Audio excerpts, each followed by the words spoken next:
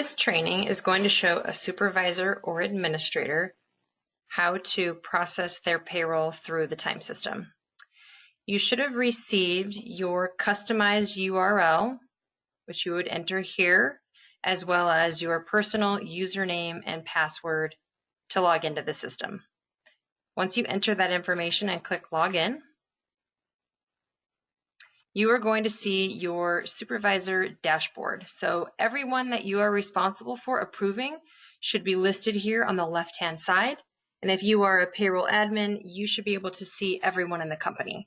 If for some reason that is not correct, please call customer service and we can adjust that for you. So again, I have my employees, I have any infractions that they may have incurred, I have their total hours for the current pay period, their department, their last punch, whether it was in or out, and their schedule if they are assigned to one. First thing we need to do is to go through our time cards to approve the time to get payroll done. A couple of different ways we can do that. I can click on the time card selection here to the right. I can start on any letter of the alphabet if I need to go to a specific time card, or I can use the series of tabs across the top. So let's click on time card.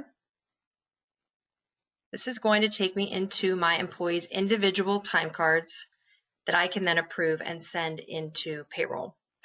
First thing you're going to want to make sure is that you're in the correct pay period. So I am going to be approving time cards for the September 9th to September 22nd pay period. If I need to quickly find an employee, you can always enter their name in the employee search field to bring them up as well. That's another way to find a time card as well. So we're going to start with our first employee. This is what a typical time card is going to look like. I've got my punch in the morning, my punch out for my meal period, my punch back in for my meal period, and my punch out for the day. There should be 2 lines per day to be in compliance on your time card. I have a running total of my hours over here to see how many hours this employee has during this particular pay period. I also have a summary down here at the bottom to show me what their particular pay types and hours are for the week. So if this information is correct, I would simply approve it and move on to the next time card. If you need to make an adjustment, perhaps one of these punches is incorrect and you need to adjust it, you can simply double click in any one of these fields and it will release it for you to edit. You can also use the editing tools here at the bottom. If you highlight a row and click edit, again, it will open it up to be edited. So if I needed to change this to 12:30, I would simply make that correction on the time card. As a supervisor or administrator, you have the ability to do this. The employees do not. So it's very important that if there are any corrections that need to be made, that you're doing this before we export the time into payroll. If you needed to add hours quantity, perhaps a jury or bereavement, you would simply click on add hours quantity. You can select the day, the quantity, and then a pay type. So maybe we have some bereavement. So we can save that. And again, that's going to save directly onto the time card. As you can see here, now we have bereavement and it adds to my summary of totals at the bottom. You can also add punches by using the add punch button. It's very similar. You get the date, the punch time. If you are adding punch times, it is a military time. So if you're adding PM, you would need to do it in military time or add a P after the end for PM. Otherwise, if you add this, it will make it 5 o'clock AM.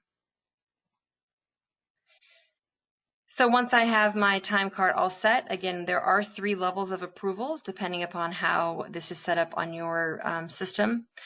We are just going to be using the administrator approval. Once that time card has been approved, it is now locked. So no one can make any adjustments to this unless you unlock that time card. This keeps the integrity of the data so that you know that after you've approved it, nothing is going to be changing. But again, that's how you would lock and unlock the time card.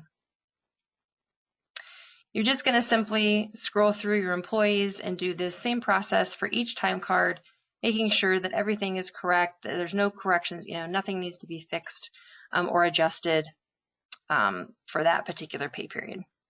Again, if it does, simply double click in the box or use the editing tools at the bottom of the time card. So now that all my time cards are approved, I am going to want to send my information to Payroll. So I do that by clicking on the Payroll tab.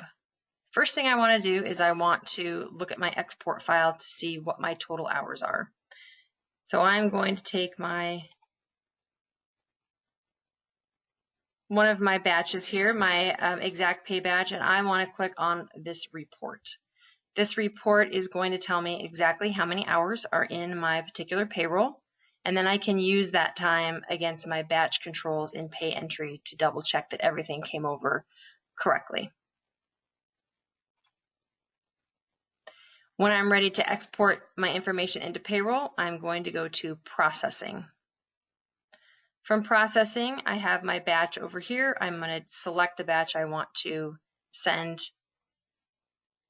to Payroll, and I'm simply going to click Send Hours to Payroll.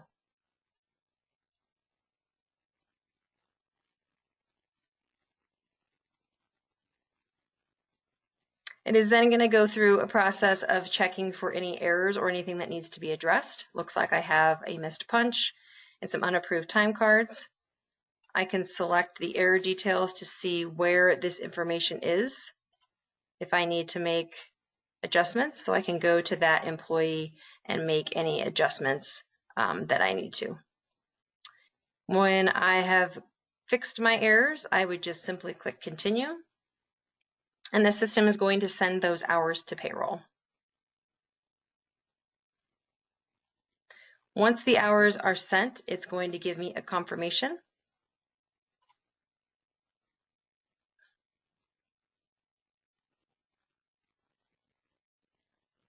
Once my hours have successfully been sent to Payroll, I will receive this confirmation, and I click OK. You're now ready to process your payroll in Payentry.